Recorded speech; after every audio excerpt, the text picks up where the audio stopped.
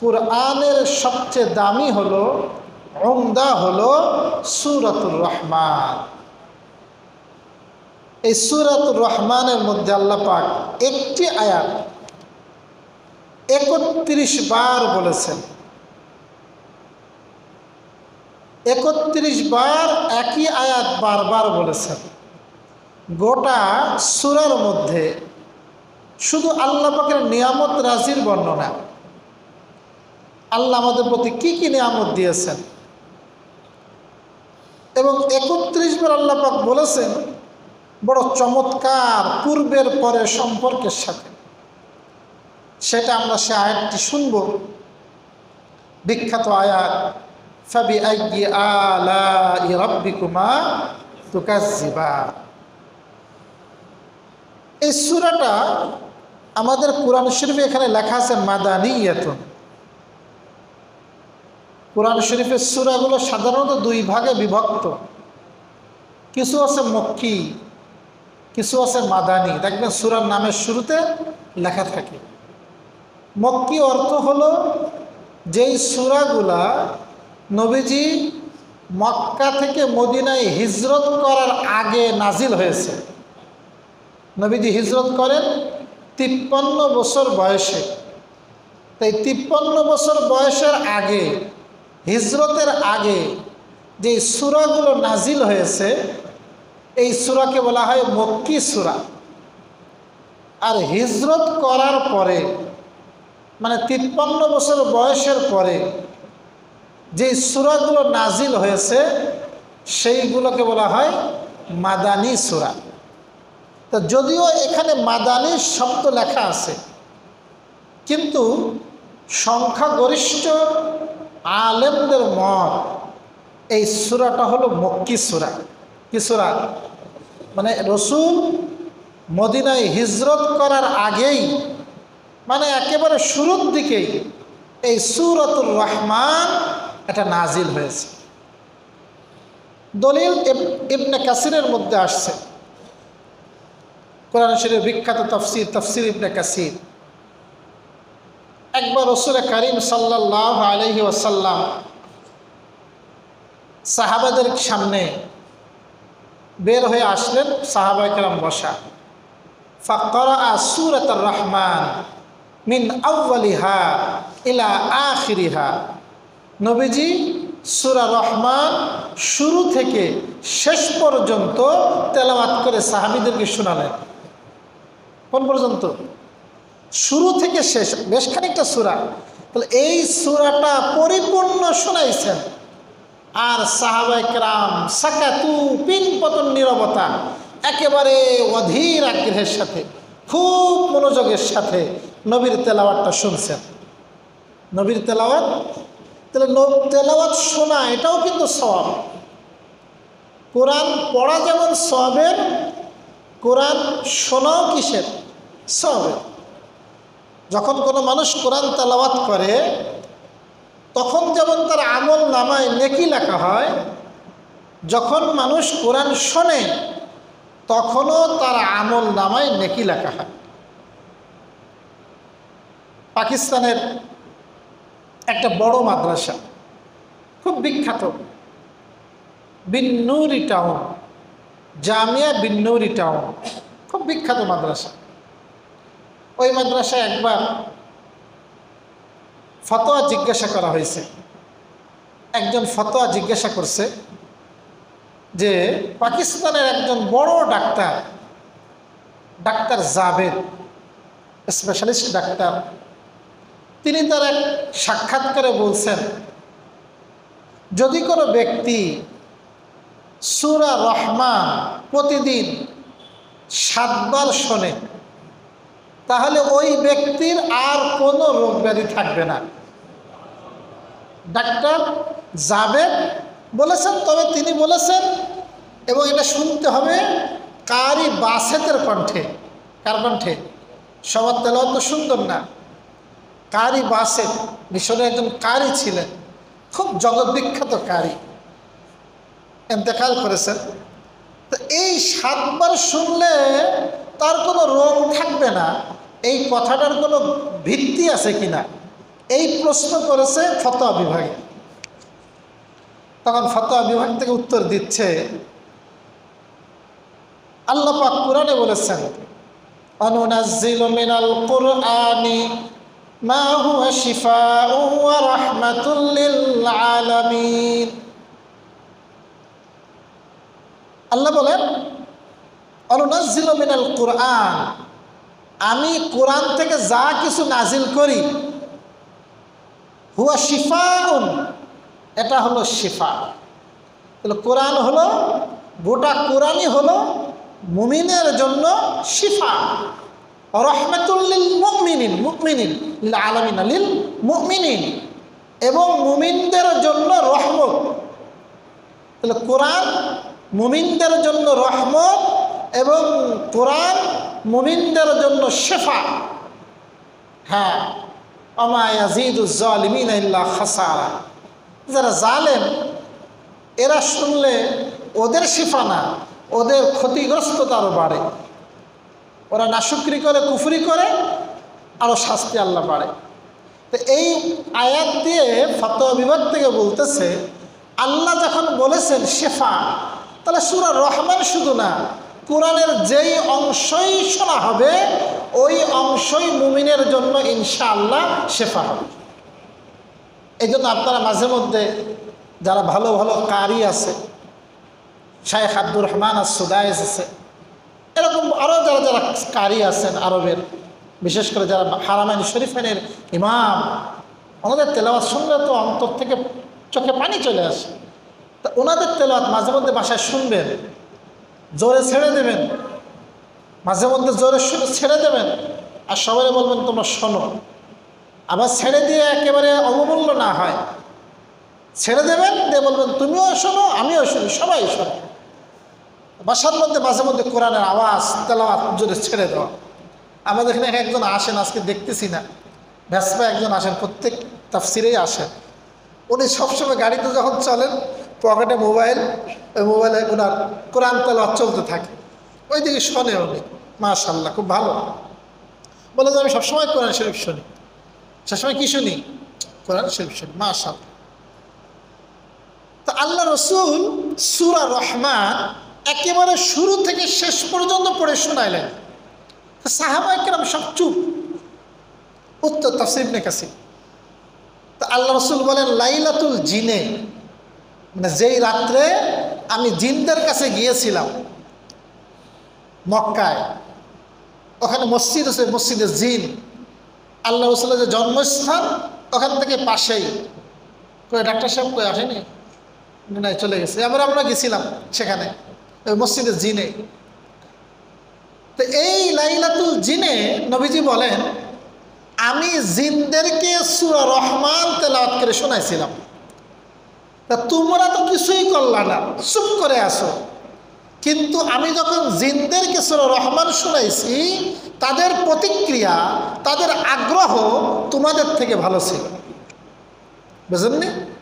নবীজি বলেন, যতবার আমি পড়েছি, ফাবি আইয়ি আলা'i রাব্বিকুমা তুকাযযিবান, তোমরা আল্লাহ তাআলার কোন কোন নিয়ামতকে স্বীকার করবে।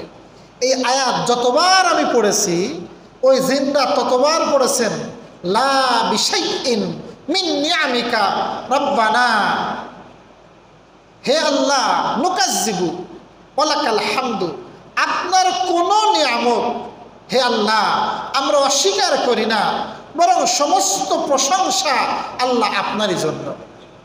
আল্লাহ যখন প্রশ্ন তুলে দিলেন, তুমি আল্লাহর কোন কোন নিয়ামত অস্বীকার করবা, তা ওই জিনরা প্রত্যেকবার পড়ছে, আমরা আপনার কোনো নিয়ামত অস্বীকার করি না, সকল নিয়ামতের স্বীকার করি, আর সকল প্রশংসা কার জন্য? আল্লাহর জন্য। এই কথাটা জিনরা বলেছিল। এই সূরার মধ্যে জিনদেরকেও সম্বোধন করা হয়েছে। এটা একটা সূরার একটা বৈশিষ্ট্য।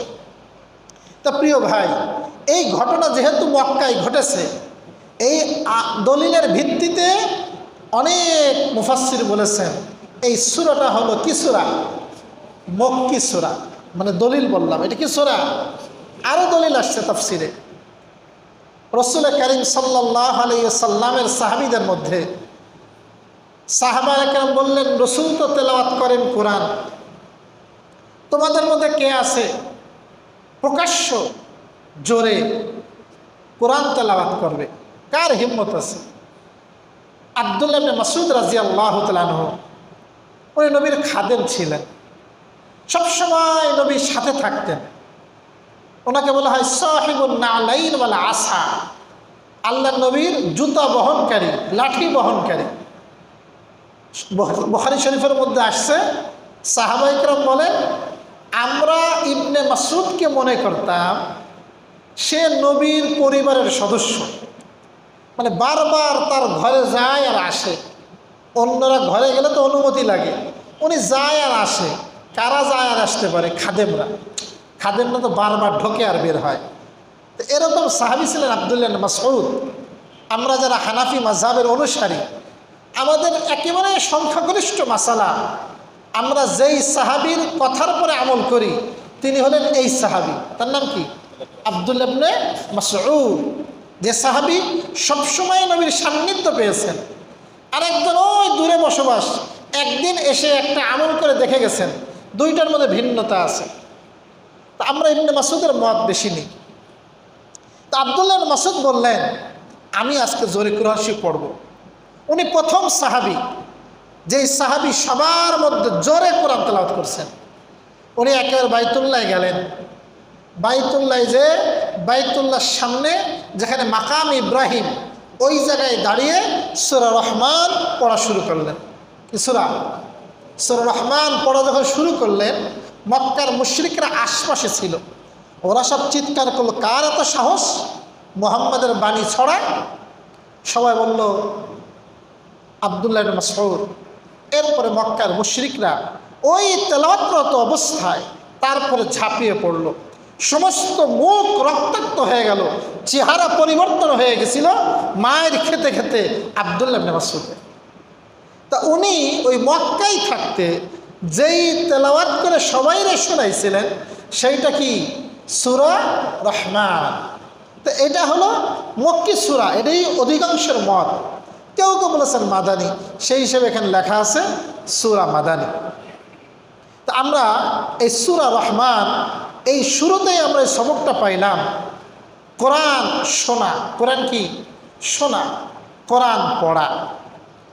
আল্লাহ পাক কোরআনের সূচনা করেছেন কি দ্বারা? প্রথম আয়াত, আর রহমান, তিনি রহমান।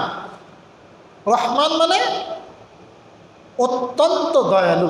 রহমান মানে একটা হলো রহমান আর একটা হলো রহিম। আমরা পড়ি না বিসমিল্লাহির রহমানির রহিম? শুরু করছি আল্লাহর নামে যিনি রহমান এবং রহিম। রহমান মানেও দয়ালু, রহিম অর্থ দয়ালু। তবে দুই দয়ালুর মধ্যে পার্থক্য আছে। আর রহমান লিখতে 5টা অক্ষর লাগে, রহিম লিখতে 4টা অক্ষর লাগে। মুফাসসির কিরাম লিখেছেন, যেই শব্দের মধ্যে অক্ষর বেশি ওর মধ্যে অর্থ বেশি। বুঝাতে পারলাম না? যার মধ্যে কি বেশি? অক্ষর বেশি। একটা অক্ষর আল্লাহ পাক অনর্থক তো আনবেন না, তাহলে বোঝা গেল ওই অক্ষরের কারণে ওর মধ্যে অর্থরও বেশি হবে। তা মুফাসসির লিখেন, রহমান অর্থ হলো অত্যন্ত দয়ালু, ব্যাপক দয়ালু। অর্থাৎ আল্লাহ তাআলা দুনিয়ায় তার দয়াটা এত ব্যাপক, কাফের এবং মুশরিক মুসলমান সবাইকে অন্তর্ভুক্ত করেছে। কাকে অন্তর্ভুক্ত করেছে? আল্লাহ মুসলমানকেও খাওয়ায়, কাকে খাওয়ায়? কাফেরকেও খাওয়ায়। তা আল্লাহ তাআলা হলেন রহমান দুনিয়া, এই দুনিয়ায় হলেন আল্লাহ পাক রহমান। ওই যে ওই ভাইয়ের কথা বলতেছিলেন, আসেন। আল্লাহ পাক দুনিয়ায় কি? রহমান। রহমান অর্থ কি? ব্যাপক দয়ালু, যার দয়ার সীমা নাই, যিনি মুসলমানদের প্রতিও দয়া করেন, কাফেরদের প্রতিও দয়া করেন। আর রহিম অর্থ হলো অনেক দয়ালু, বড় দয়ালু। বড় দয়ালু অর্থ হলো আল্লাহ তাআলা এটা হবেন আখিরাতে। এটা কখন হবেন? আখিরাতে। আখিরাতে আল্লাহ পাকের দয়াটা শুধুমাত্র থাকবে মুসলমানদের জন্য। কাদের জন্য? মুসলমানদের জন্য। তাহলে রহিমের মধ্যে কিন্তু অর্থ একটু কম, আখিরাতের দয়া। আর রহমানের মধ্যে দুনিয়া এবং আখিরাত। দুনিয়ার মধ্যে এত ব্যাপক, মুসলমান এবং কাফের নির্বিশেষে সকলের জন্য আল্লাহ তাআলা হলেন দয়ালু। তো আল্লাহ পাকের ৯৯টা নামের মধ্যে একটা নাম হলো রহমান। এই সূরাটা কেন নাজিল হলো? এই সূরা নাজিল হয়েছে কাফেরদের একটা কথার প্রেক্ষিতে। যখন তাদেরকে বলা হতো তোমরা রহমানের সেজদা করো, আল্লাহর যেহেতু একটা সিফাতি নাম কি? রহমান। আল্লাহর সিফাতি নাম ওয়া ইযা কিলা লাহুমুসজুদু লিররহমান ক্বালু ওয়ামার রহমান আনাসজুদু লিমা তা'মুরুনা ওয়া যাদাহুম নুফুরা। যখন তাদেরকে বলা হয় তোমরা সেজদা করো রহমানের, কার সেজদা করো? রহমানের। ওরা বলে ওমার রহমান। রহমান আবার কি? আমরা রহমানরে মানি না, আমরা কি তোমাদের কথায় সেজদা করবো নাকি? ওদের অবাধ্যতা আরও বেড়ে যায়। তা মক্কার মুশরিকরা আল্লাহকে কিন্তু মানত, বুঝতে পারলাম না, ওরা কারে মানত? মক্কার মুশরিকরা আল্লাহকে মানত। মুশরিক মানে হলো শিরিক, মানে আল্লাহকে মানে সাথে দেবতাকেও মানে, আল্লাহকে মানে সাথে দেবতাকেও মানে। ওরা কিন্তু মুশরিক ছিল, ওরা আল্লাহর অস্তিত্বকে অস্বীকার করতো না, বলতো আল্লাহকেও মানে, লাত উজ্জা মানাত হবল এগুলো ওদের দেবতার নাম, এগুলোকেও মানে, এই জন্য তাদেরকে মুশরিক বলতো। তা ওরা আল্লাহকে মানতো কিন্তু রহমানকে মানতো না। কাকে মানতো না? কেন? রহমান অর্থ হলো যিনি সর্ব রহমতের মালিক। যিনি কিসের মালিক? এখন এই কথা যদি আমরা মেনে নিই যে আল্লাহ হলেন সর্ব রহমতের মালিক, সর্বশক্তিমান রহমতের মালিক, তাহলে এর অর্থ হলো আমরা যাদের পূজা করি দেবতা, তাদের কাছে কিছুই নাই, তারা খালি, তারা কোনো দয়া করার মালিক না। তাহলে রহমানকে মেনে নেওয়ার অর্থ হলো শিরিক বলতে আর থাকে না। বুঝাতে পারলাম না ভাই? কারে মেনে নেওয়ার অর্থ হলো কি থাকে না? রহমান মানে যিনি সকল রহমতের মালিক। তাহলে আমি যদি রহমানকে মেনে নিই তাহলে আমি লাত উজ্জার কাছে কি চাবো? সব রহমানের মালিক তো আল্লাহরে বানায় ফেলছি। এই জন্য ওরা কোনো ক্রমেই আল্লাহকে রহমান বলতে রাজি ছিল না। কাকে রহমান বলতে রাজি ছিল না? এই জন্য ৬ষ্ঠ হিজরিতে যখন সুলহে হুদাইবিয়া হলো, একদিন আল্লাহ রসুল সাল্লাল্লাহু আলাইহি সাল্লাম স্বপ্নে দেখলেন ওমরা করতেছেন, বাইতুল্লাহ তওয়াফ করতেছেন। আল্লাহ রসুলের দিলটা ৬টা বছর বাইতুল্লাহ দেখে না, উথালা হয়ে গেল নবীজি। নবীজি বললেন তোমরা তৈরি হও, আমি বাইতুল্লাহ যাব। যুদ্ধ করার জন্য না, যাব কেন? বাইতুল্লাহ ওমরা করার জন্য। আল্লাহর কিছু পাগল এমন আছে, আল্লাহ পাক তাদেরকেও এরকম যখন দিলের মধ্যে আসে ওরা উথালো হয়ে যায়। সঙ্গে সঙ্গে ১৫০০ সাহাবী তৈরি হয়ে গেছে, একের মক্কার কাছাকাছি পৌঁছে গেছে। প্রায় মক্কার যে বর্ডার, এখনো বর্ডারে রসুল ঢোকেননি, এই যে বর্ডার শুরু, রসুল বর্ডারের বাহিরে যাত্রা বিরতি করলেন। ওই জায়গাটার নাম হুদাইবিয়া, ওই জায়গার নাম। এবার আমি সেখানে গিয়েছি, ওখানে নামাজও পড়ছি আলহামদুলিল্লাহ। একেবারে মক্কার যে হুদুদ সীমা, ওর পরেই হলো ওই হুদাইবিয়া। ওখানে অনেক লোকজন যায়। তো ওখানে রসুল যাত্রা বিরতি করলেন, মক্কায় সংবাদ পাঠালেন। লম্বা ঘটনা, আমার মূল যেটা বলার উদ্দেশ্য যে আমি বাইতুল্লাহ ঢুকতে চাই। এক পর্যায়ে এমন পরিস্থিতি হয়ে গিয়ে দাঁড়ালো, মক্কার মুশরিকরা সন্ধি করতে তৈরি হয়ে গেল যে এই বছর আপনি আর ঢুকতে পারবেন না, সন্ধি করি আসেন। আল্লাহ রসুলের সাথে সন্ধি হলো। তা সন্ধি এর ইতিহাস আমরা একদিন পরে আর অন্যদিন শুনবো কী কী হয়েছিল, কিন্তু সূচনা ছিল নবীজি বললেন ঠিক আছে লেখো, আলী আসো, তুমি আসো। আলী ছিলেন কাতেব, লেখক, তুমি লেখো বিসমিল্লাহির রহমানির রহিম। এবারে সূচনা করতে হবে কি, সংবিধানে থাকবে কি বিসমিল্লাহ।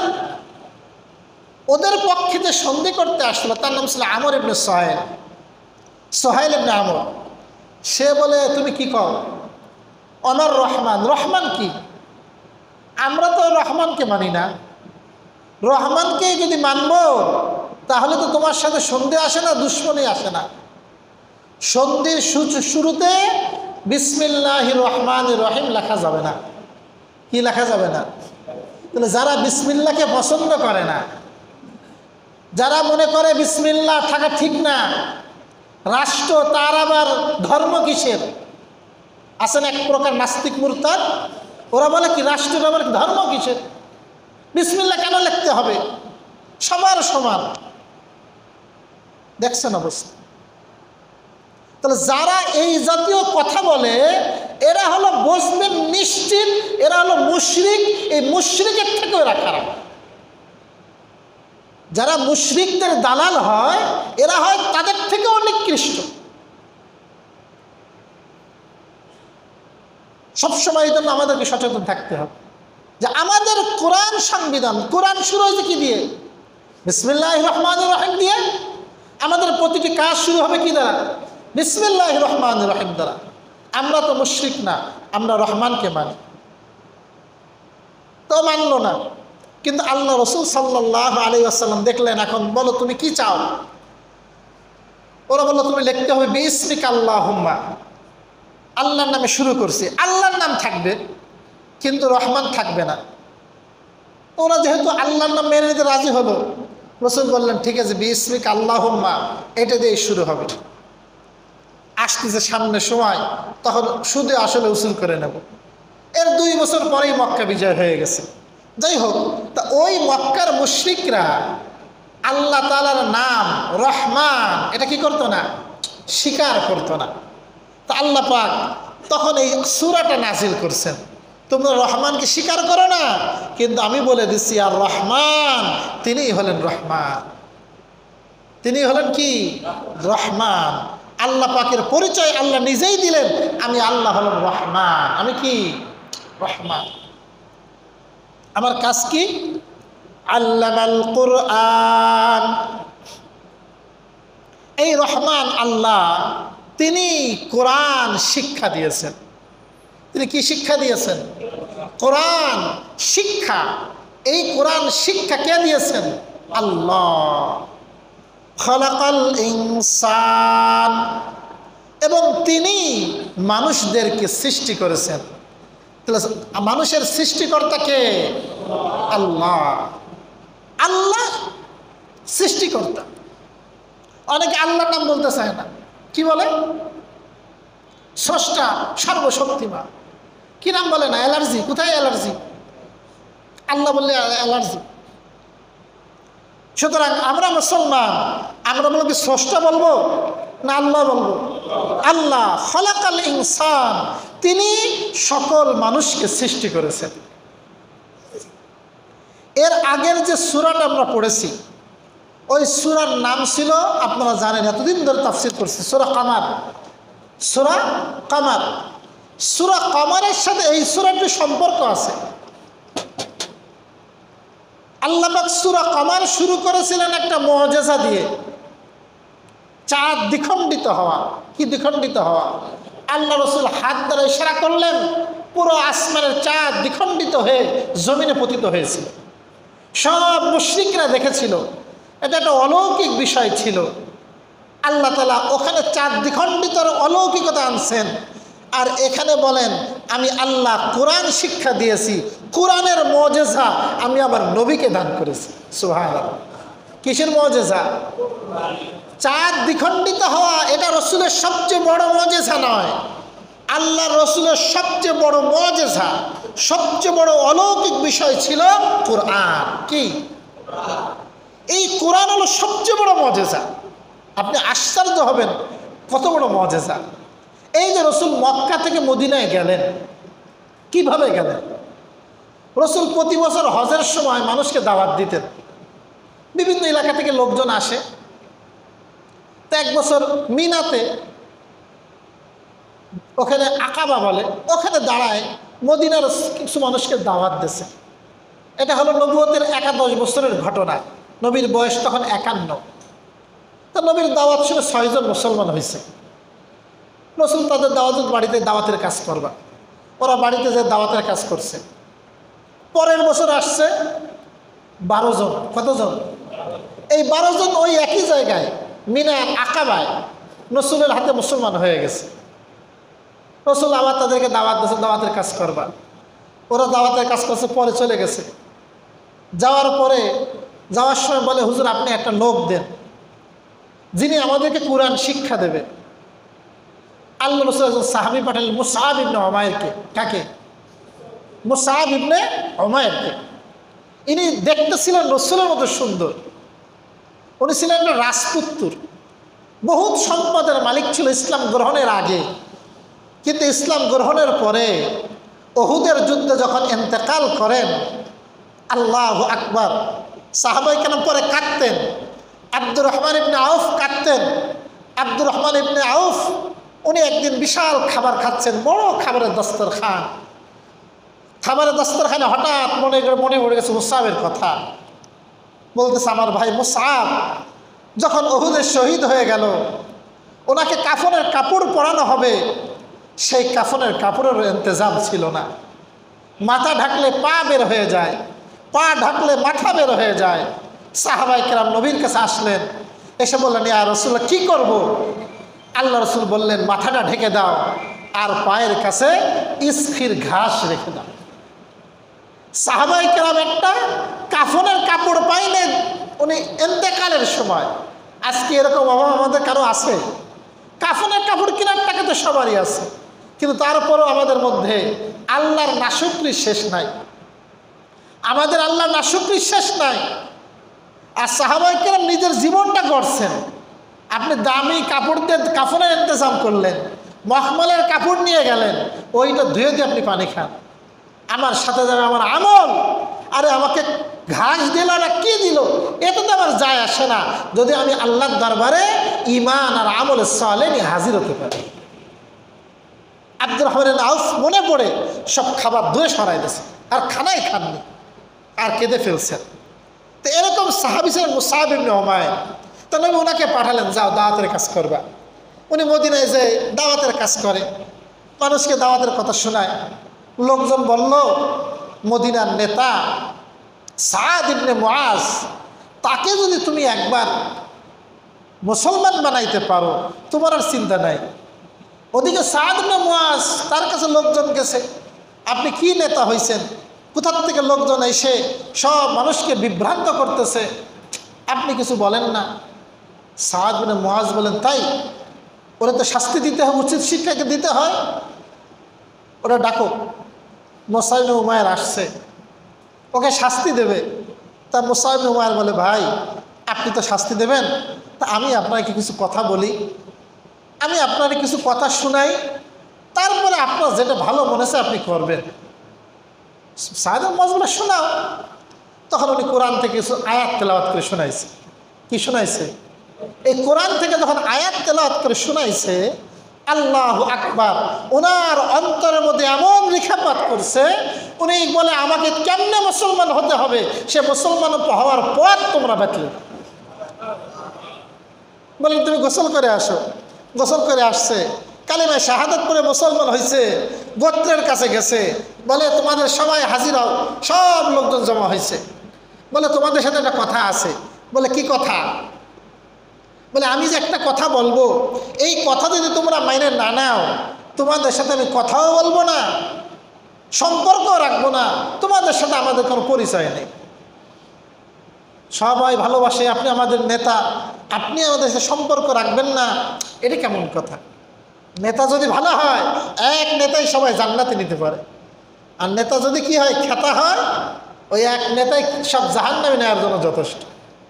বুঝলেন না কথা? সাদ ইবনে মুআজ বলেন, আল্লাহু আকবার, আমি মুসলমান হয়েছি, তোমাদেরকেও মুসলমান হতে হবে। তোমরা যদি মুসলমান না হও, তোমাদের সাথে কোনো সম্পর্ক নাই। সব উপস্থিত যারা ছিল, উপস্থিত সকলেই সাদ ইবনে মুআজের হাতে হাত রেখে মুসলমান হয়ে গেছে। এই যে রসুল মদিনায় গেলেন আর সব মানুষ অভ্যর্থনা জানাইলো, এ কি এমনি এমনি হয়েছে না? আগের থেকে ওখানে জায়গা তৈরি করা হয়েছে, দাওয়াতের মাধ্যমে পরিবেশ তৈরি করা হয়েছে। আর এই সব কিছুর একটা অন্যতম ভূমিকা পালন করেছিলেন মুসআব ইবনে উমাইর কোরআন তেলাওয়াতের মাধ্যমে। তাহলে কোরআন এটা একটা মুআজিজা। কোরআন কি বড় মুআজিজা। তা সেই মুআজিজা আল্লাহ বলেন, আমি আল্লাহ কোরআনকে শিক্ষা দিয়েছি। খলাকাল ইনসান, মানুষকে সৃষ্টি করেছি। কাকে সৃষ্টি করেছি? এখানে অনেক মুফাসসির বলছেন, দেখেন ভাই কি বলে, তিনি মেহেরবান আল্লাহ রহমান, কোরআন শিক্ষা দিয়েছেন, মানুষ সৃষ্টি করেছেন। ধারাবাহিকতা কি ঠিক আছে? আগে মানুষ কোরআন শেখে না আগে মানুষের জন্ম? আগে জন্ম, আগে কি হয়? মানুষ দুনিয়াতে সৃষ্টি হয়, এরপরে বড় হয়, কোরআন শেখে, এরপরে না মানুষ কোরআন শেখে। তো বলার ধারাবাহিকতা এরকম হইলে ভালো হইতো, তিনি দয়ালু, যিনি মানুষ সৃষ্টি করেছেন, কোরআন শিক্ষা দিয়েছেন। আগে বলা দরকার ছিল কি মানুষ সৃষ্টি করেছেন, এরপরে বলা দরকার ছিল কোরআন শিক্ষা দিয়েছেন। কিন্তু এরকম আল্লাহ পাক ধারাবাহিকতা না এনে আগে আনছেন কোরআন শিক্ষা দিয়েছেন, এরপরে এনেছেন মানুষ সৃষ্টি করেছেন। মুফাসসিরিন লিখছেন আল্লাহু আকবার, বলে এর মধ্যে একটা সূক্ষ্ম ইঙ্গিত, বলে যেই মানুষের মধ্যে কোরআনের জ্ঞান নাই, যেই মানুষের মধ্যে কোরআনের শিক্ষা নাই, ওই মানুষ সত্যিকার মানুষই না। সে কি না, তার অবয়বটা হয়তো মানুষের একটা অবয়ব, মানুষ হয়তো মানুষ মনে করে, কিন্তু যার ভিতরে কি নাই, কোরআন নাই, সে সত্যিকার মানুষই না। কথাটা সত্য কথা ভাই, কিন্তু এটাই বাস্তব কথা।